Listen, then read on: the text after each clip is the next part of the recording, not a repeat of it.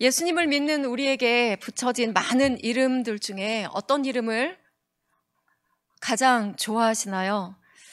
예수 믿는 사람들을 부르는 말 중에 또 가장 듣기 싫은 그 호칭은 무엇일까요?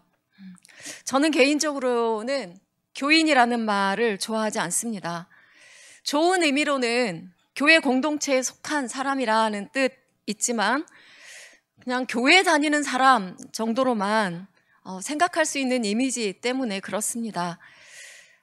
이 말이 때로는 정말 말 그대로 교회만 다니는 사람으로 들려질 수도 있기 때문이죠. 예수님을 믿는 사람들, 하나님의 거룩한 뜻과 그 말씀을 행하는 사람들, 하나님께 속한 사람들을 우리는 성도라고 부르기도 하고 그리스도인이라고 부르기도 합니다.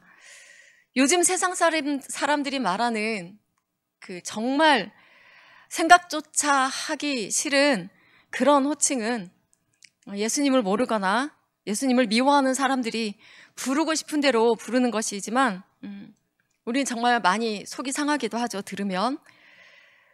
오늘 우리가 읽은 본문에서 바울은 신령한 너희라고 부르고 있습니다.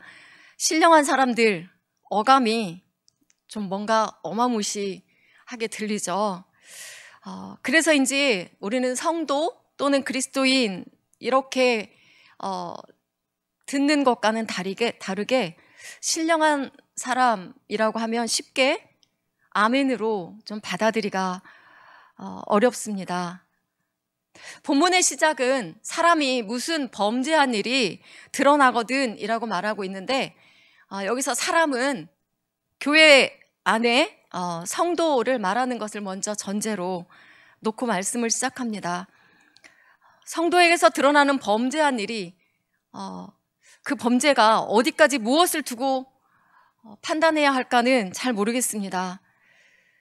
참 어려운 일일 수도 있고 바울은 사실 그것에 대해서 말하고 있는 것은 아니기 때문에 오늘은 그 부분에 대해서는 그냥 넘어갑니다. 그러나 분명한 것은 우리는 하나님의 말씀을 받은 사람들이고 말씀을 가진 사람들이기 때문에 말씀에 비추어서 더는 죄에 빠지는 일들을 하지 말아야 한다는 것은 분명한 일입니다. 바울은 교회 안에서 성도에게 이 범죄한 일을 만났을 때 신령한 너희는 이라고 하면서 어떻게 하라, 그리고 너희 자신을 더욱 살피라 이렇게 말하고 있습니다. 얼마 전에 어떤 분이 제게 물어봤어요. 전화가 와가지고 갈라디아서 6장을 읽고 있는데요, 2절에서는 너희가 짐을 서로 지라고 했는데 왜 5절에서는 각각 자기의 짐을 지라 이렇게 말하고 있습니까? 또 신령한 너희는 범죄한 자를 바로잡으라고 했는데 내가 신령한지 아닌지, 어떤 사람이 신령한 사람인지 어떤 사람이 신령하지 않은지 그것을 어떻게 알 수 있습니까? 라고 물어보셨어요. 어떻게 보면 그게 왜 질문이 되어야 할까? 라고 말할 수도 있고, 또 어떻게 보면 그러게 왜 그러지? 라고 의문을 품게 되는 질문이기도 합니다. 교회 안에서 성도에게 무슨 범죄한 일이 일어났을 때 신령한 너희는 온유한 심령으로 그러한 자를 바로잡고 라고 해요. 여기서 범죄한 자를 바로잡을 수 있을 만큼 그렇게 신령한 사람을 어떻게 알 수 있느냐는 겁니다. 신령하다는 것은 복음을 가진 사람, 성령의 인도함을 받는 사람을 의미합니다. 조금 더 확실히 이것을 알아볼까라고 해서 저는 다른 책을 찾아봤어요. 그랬더니 거기에 신령한 사람을 교회의 지도자들이라고 써놨더라고요. 거기까지만 말씀하겠습니다. 어쨌든 우리가 오늘 읽은 본문 앞에 5장 22절에서도 말한 것처럼 성령이 충만하여서 그 성령의 열매를 내어놓는 그 사람들이 바로 그 신령한 사람들 아닌가라고 볼 수 있어요. 성령 충만한 사람, 늘 사랑이 충만하죠. 그냥 느낄 수 있잖아요. 늘 기쁨으로 차 있고 모든 사람과는 화평합니다. 무슨 일이든 오래 참아낼 줄 알고요. 자비하고 넓은 마음으로 사람을 대하기에 꺼리낌이 없이 그 사람을 만날 수 있습니다. 선을 행하고 모든 일에 충성하는 모습이고 부드러운 심령으로 사람을 대하고 자신을 잘 다스려서 절제하는 그 모습을 볼 수 있습니다. 이런 사람을 바로 앞 5장 24절에서 예수 그리스도의 사람들이라고 말합니다. 우리 바로 그 위에 있는 갈라디아서 5장 24절 함께 읽겠습니다. 시작. 육체와 함께 그 정욕과 탐심을 십자가에 못 박았느니라. 아멘. 22절에 성령의 9가지 열매를 말씀한 후에 그리스도 예수의 사람들은 옛사람에게서 나오는 정욕과 탐심을 죽이고 성령으로 사는 사람들이라고 말씀해요. 그리고 6장에서 곧바로 교회 안에서 실제적으로 일어날 수 있는 일을 대했을 때 그렇게 신령한 너희, 바로 예수 그리스도의 사람들인 너희는 어떻게 해야 하나라는 것을 말하고 있어요. 사실 우리는 성령의 열매 맺는 사람들의 모습이 어떠한가 이미 금방도 제가 말씀드렸고 말씀으로 많이 배워서 알고 있기 때문에 참 어려워집니다. 누가 스스로를 성령의 열매를 내어놓고 있다고 자신 있게 말하며 신령한 사람이라고 말할 수 있을까요? 그런데 바울이 지금 신령한 너희라고 말하고 있는 그 말 의미에는 이미 너희는 신령한 사람들이다 라고 하는 것을 전제로 하고 있는 것이기 때문에 사실 너희가 정말 신령한 사람들이길 원한다 라는 의미로 받아들일 수 있습니다.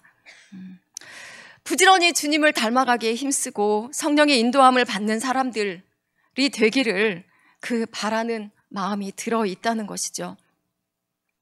범죄한 일이 만약에 교회 안에서 성도에게서 일어난다면 그럼 반드시 바로 잡아야겠죠. 그리고 바로 잡는 일은 반드시 영적으로 충만한 사람에 의해서 이루어져야 합니다. 영적으로 성숙하지 못한 사람이 이 일에 나서서 다른 사람을 고치려 한다면 아마 그 성도도 그리고 교회도 더 큰 어려움에 빠질 수 있습니다. 그러므로 실제로 치리할 일이 일어났을 때 누가 해야 하는가? 제가 아까도 앞에서 말했지만 제가 도움을 받기 위해서 좀 찾아봤어요. 근데 교회 안에서 범죄한 자를 다루는 데 있어서 모든 성도가 참여할 수는 없다. 지도자 위치에 있는 성숙한 성도들만이 그 일을 담당하는 것이 옳다라고 되어 있더군요. 여기 본문에서는 그게 맞는 것 같네요. 그렇죠? 그래서 교회 지도자들이 있고 당회가 있는 거 아닐까요? 라고 우리는 수긍할 수 있습니다. 그런데요, 그렇다고 해도 우리 모두는 성숙한 그리스도인으로 분명히 주 앞에 서야 합니다. 지금 바울이 말하고 있는 신령한 너희는을 지금 바울이 단지 교회의 지도자들만 염두에 두고 하는 말은 결코 아닙니다. 그러므로 주의 복음을 받은 자들은 모두가 적극적으로 이 말씀을 받아들여서 자신을 살펴야 하는 말씀인 줄 믿습니다. 여기서 신령한 사람들이 어떤 일을 만났을 때 그 일과 관계된 사람을 대하는 태도를 먼저 말씀하고 있죠. 온유한 심령으로 하라고 말합니다.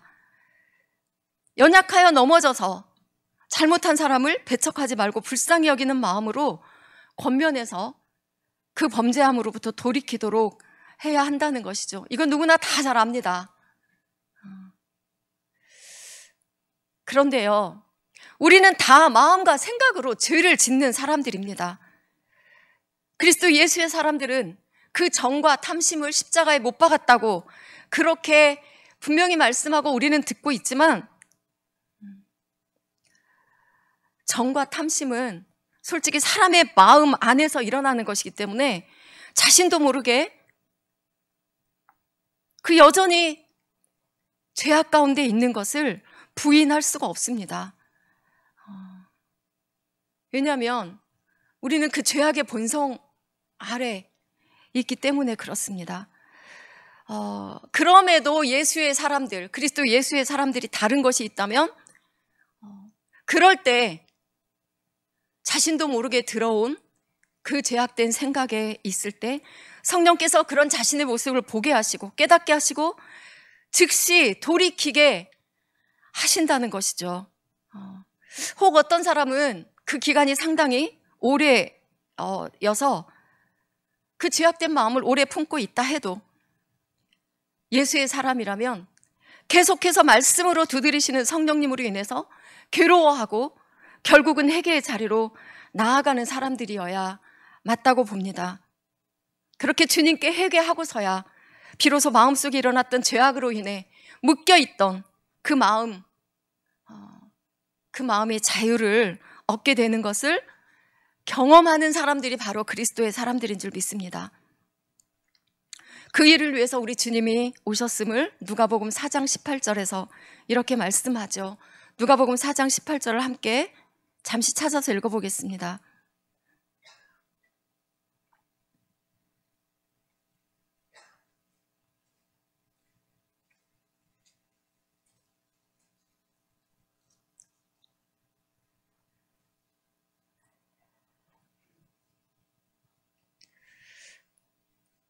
함께 읽겠습니다.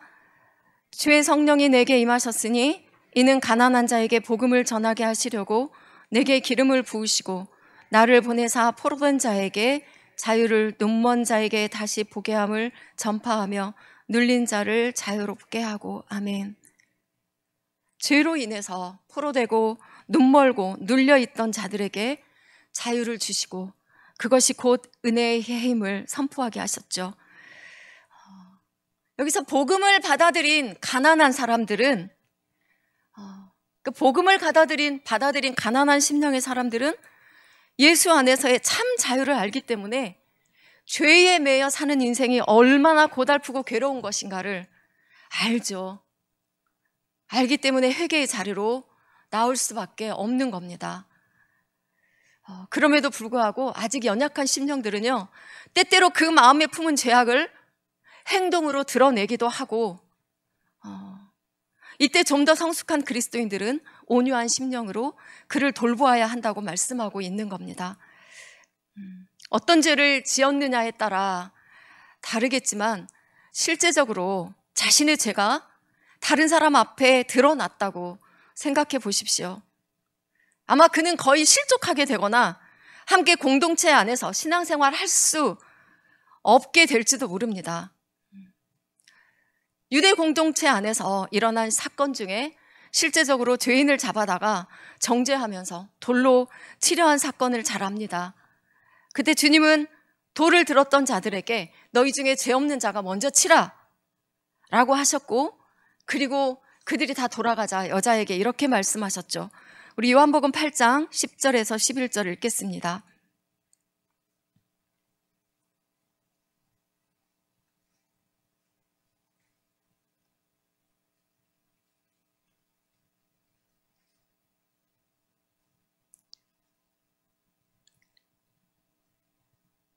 시작.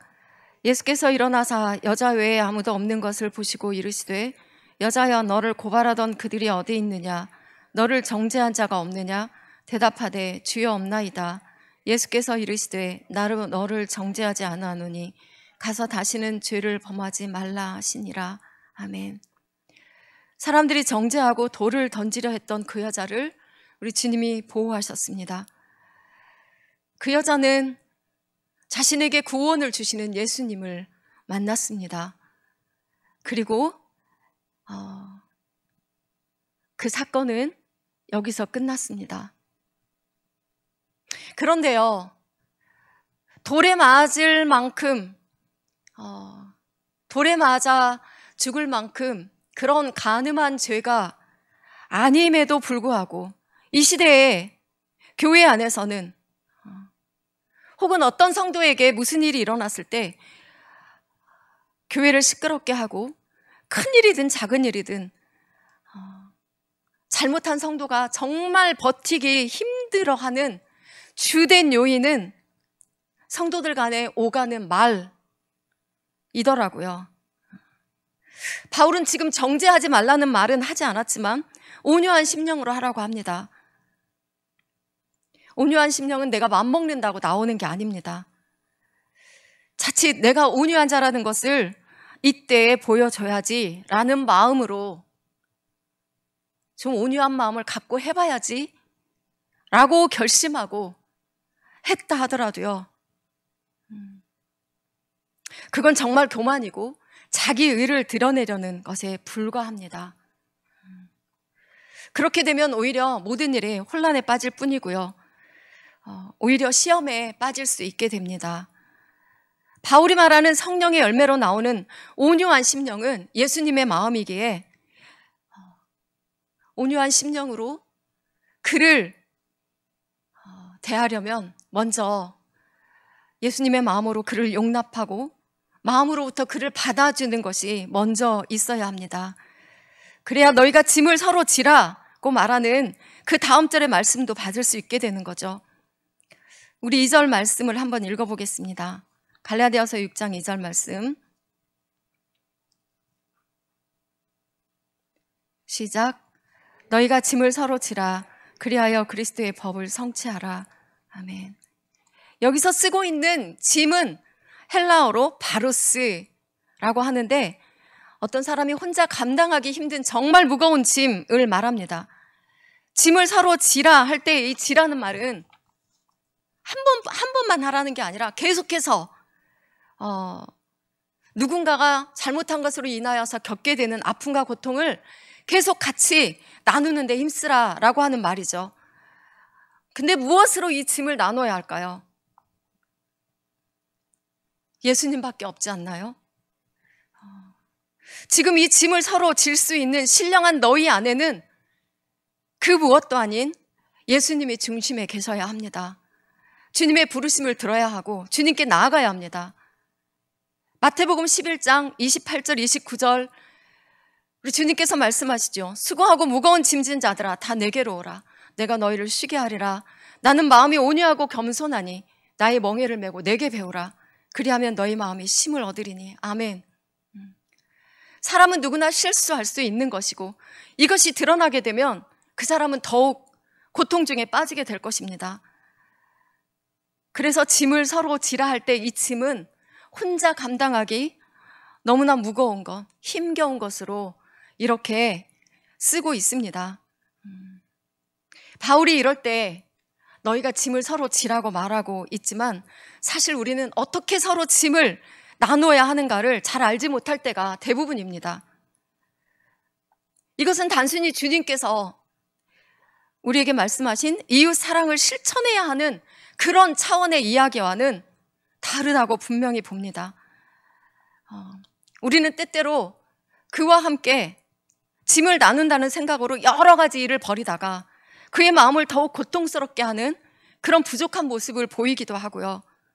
위로한다고 여러 가지 말을 건네면서 오히려 더욱 그를 혼란스럽게 하기도 합니다.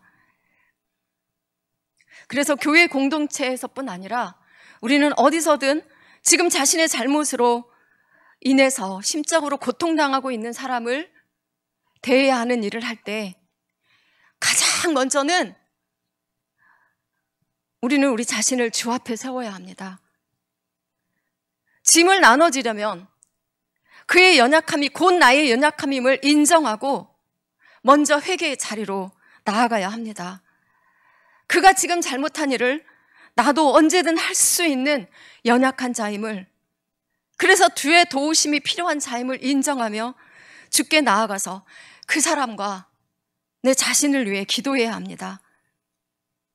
그럴 때 그가 혼자 범죄한 그가 혼자 감당하기 어려웠던 짐을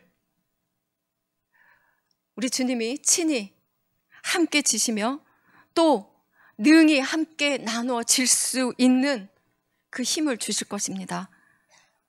주님의 멍에를 메고 온유와 겸손이 무엇인지를 주님께 배우며 함께 할 수 있을 것입니다.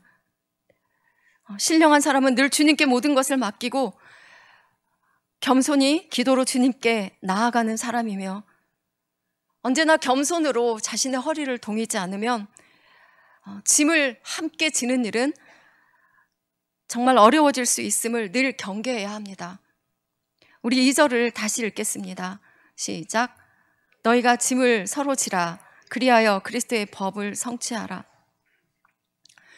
짐을 서로 나눠지면서 그리스도의 법을 성취하라는 것은 그 안에 오롯이 주님의 사랑이 있어야 함을 말씀하죠. 그리스도의 법은 은혜의 법입니다. 우리가 죄인이었을 때 하나님께서 우리를 사랑하심으로 아들의 생명을 내어주시고 오로지 은혜로만 우리를 자녀 삼으신 은혜의 법이 바로 그리스도의 법입니다.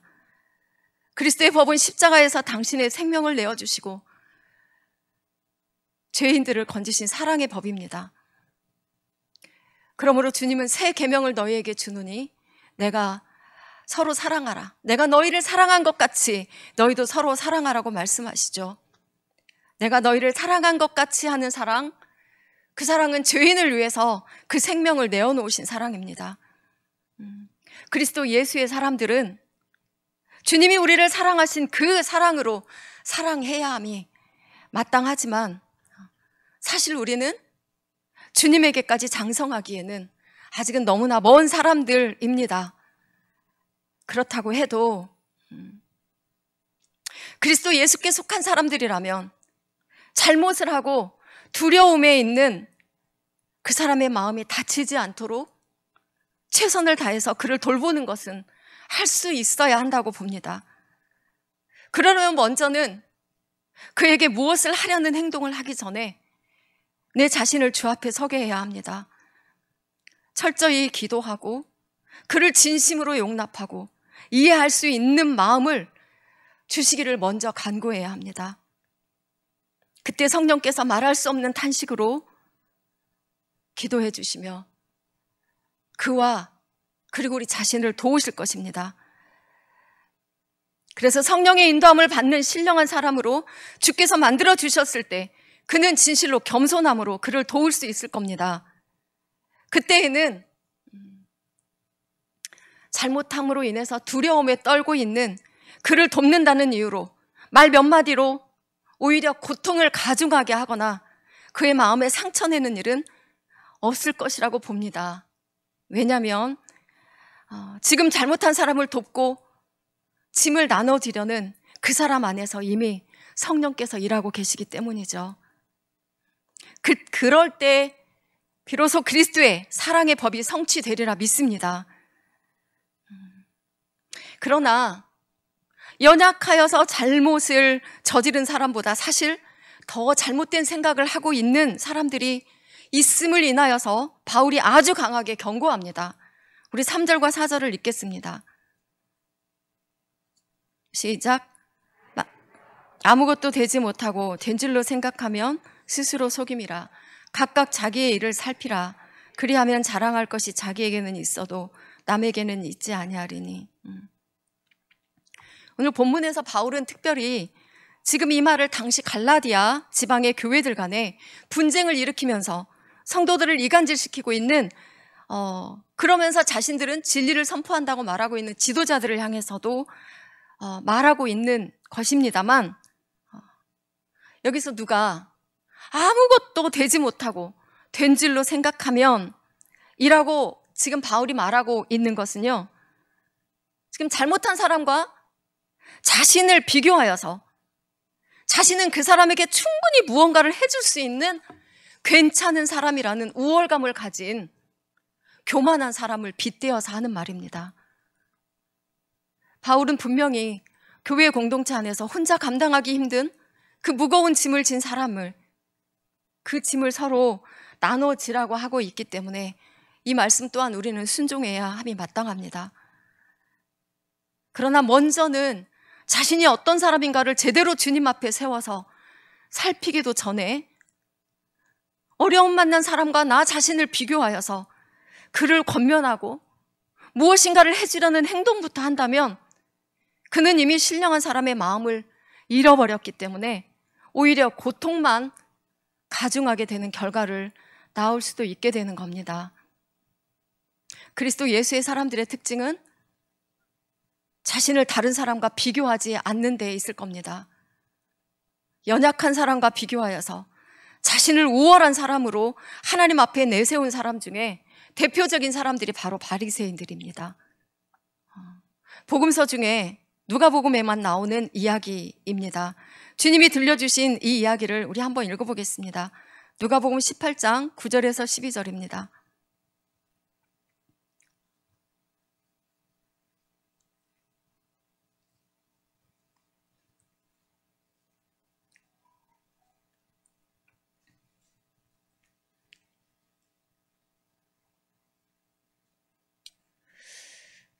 읽겠습니다. 또 자기를 의롭다고 믿고 다른 사람을 멸시하는 자들에게 이 비유로 말씀하시되 두 사람이 기도하러 성전에 올라가니 하나는 바리새인이요 하나는 세리라. 바리새인은 서서 따로 기도하여 이르되 하나님이여 나는 다른 사람들 곧 토색, 불의, 간음을 하는 자들과 같지 아니하고 이 세리와도 같지 아니함을 감사하나이다. 나는 일회에 2번씩 금식하고 또 소득의 11조를 드리나이다 하고. 네, 이 바리새인이 주님 앞에 지금 내세우고 있는 것을 보면 그 행동으로는 참 괜찮은 사람 같아 보이죠.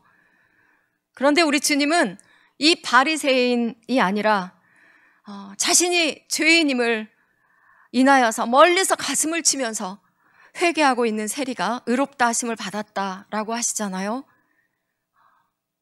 우리는 혹시 감사의 기도를 드린다는 명목으로 자칫 하나님 앞에서 스스로를 내세우는 이런 일도 없는지 살펴봐야겠습니다. 사람은 조금 나아 보이는 사람도 그렇지 않은 사람도 결국은 다 죄인이기 때문에 어느 때는 이런 모습을 보이기도 하고요. 어느 때는 저런 모습을 보이기도 합니다. 그러니 사람에게서는 자신을 비춰볼 만한 기준이 없다는 것이죠. 그런데 자신보다 연약한 사람을 만나면 스스로를 비교하여서 자신도 모르게 우월한 마음이 그리고 교만한 마음이 자신도 모르게 들어올 때가 상당히 자주 있다는 겁니다. 자신도 모르게죠. 이게 인간의 죄성에서 나오는 거기 때문에 자신도 모르게 그냥 훅 하고 들어오는 거 우리는 정말 많이 경험해 봤을 겁니다. 그러나 그리스도 예수의 사람들이라면 내 의지하고 상관없이 훅 하고 들어오는 그 마음을 즉시 쳐낼 수 있어야 하고요. 쳐낼 수 있도록 늘 말씀과 기도로 훈련되어져 있어야 함이 마땅할 줄 믿습니다. 그렇지 않고 순간적으로 훅 들어온 그 약한 자와 비교하여서 스스로 커져버린 그 자신의 마음을 그대로 갖고 인정하게 되면 아무것도 되지 못하고 된 줄로 생각하는 교만한 사람이 되어버리고 그는 스스로를 속이는 사람이 된다고 바울이 말하고 있는 겁니다. 여기서 속임이라는 말의 뜻은요, 마음을 타락시킨다입니다. 저 사람에 비해 스스로를 괜찮은 사람이라고 생각하고 우월해진 마음을 그대로 놔두면 성령께서 그를 다스릴 기회를 상실해 버린다는 의미입니다. 이에 대해 잠언의 말씀을 가져오면 잠언 16장 18절은 교만은 패망의 선봉이요 거만한 마음은 넘어짐의 앞잡이니라 라고 말씀하죠. 넘어지게 되고 망하게 된다는 겁니다. 야고보서 4장 6절은 잠언의 말씀을 인용하여서 이렇게 말씀합니다. 그러나 더욱 큰 은혜를 주시나니 그러므로 일렀으되 하나님이 교만한 자를 물리치시고 겸손한 자에게 은혜를 주신다 하였느니라. 그러므로 아무것도 되지 못하고 된 줄로 생각하는 교만함에 빠지지 않기 위해서 우리는 각각 자기의 일을 살피라는 말씀에 집중해야 합니다.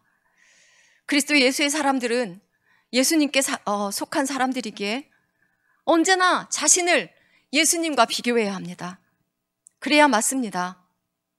예수님 앞에 자신을 세우고 살피면 그 누구도 나는 되었다고 말할 사람이 없을 것이고 자랑할 것이 그 무엇도 없음을 알게 될 것입니다. 그리고 오늘 읽은 본문의 5절에서는 각각 자기의 짐을 질 것이라 라고 말씀합니다. 여기서 사용한 헬라어 짐은 2절에서 짐을 서로 지라 할 때의 짐과는 다릅니다. 2절의 짐은 홀로 지고 가기에 무거운 짐이지만 지금 5절에서 각각 자기의 짐을 지라고 할 때의 짐은 한 사람의 짐꾸러미를 의미합니다. 예수의 사람들이 이 땅을 사는 동안에 하나님의 자녀로 예수 그리스도의 제자로의 그 삶을 살 때 마땅히 주님께서 주신 그 직분을 지고 살아내야 하는 것을 말씀하죠. 누구든지 나를 따르려거든 자기를 부인하고 자기 십자가를 지고 따를 것이니라고 하신 주님의 말씀에 순종하기 위해서 부단히 자신을 쳐서 주께 복종시키며 주님을 따라가야 합니다. 그 삶을 살아내기 위해서도 우리는 역시 마찬가지로 수고하고 무거운 짐진 자들아 내게로 오라 내가 너희를 쉬게 하리라 하신 그 주님의 말씀에 순종하여 주님께 가야 하고 주님께 배워야 합니다. 그러므로 항상 먼저 주님께 나아가야 함이 맞습니다. 주님께 묻고 주님을 의지하고 주님의 은혜를 구하면서 주의 뜻을 따라 살기 위해 우리는 세상으로 눈 돌릴 틈 없이 맡겨진 본분을 쫓아야 하겠죠. 결국 오늘 본문의 말씀은 범죄한 어떤 사람을 어떻게 대할 것인가에 초점이 있는 것이 아닙니다. 예수의 사람인 너희가 실제로 만날 수 있는 그 일 앞에서 어떻게 주 앞에 서야 하는가를 말하고 있는 겁니다. 바울이 신령한 너희는 이라고 말하고 있는 의미에는 이미 그리스도 예수의 사람들인 너희라면 신령한 성품으로 이와 같은 일을 대하라는 것이고요. 무엇보다 신령한 사람으로 세워져 가기 위해서 늘 먼저는 자신을 주님 앞에 세워 겸손함으로 주님께 맡기라는 말씀이리라 믿습니다. 우리 모두가 다 그럴 수 있기를 축원합니다. 아멘.